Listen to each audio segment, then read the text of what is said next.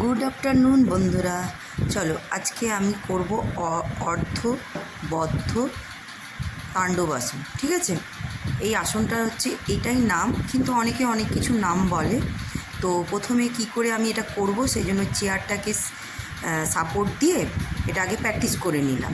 Practice করার পর আসনটা আমার কাছে ইজি হয়ে গেল। তারপরে আমি চেয়ার ছাড়াই করলাম। তো তোমরাও যদি এইভাবে করো তো মনে হয় এই অর্ধবদ্ধ তাণ্ডবাসনটা করতে পারবে। ঠিক আছে, কেমন লাগলো আমার ভিডিওটা তোমরা অবশ্যই কমেন্ট করে জানাবে।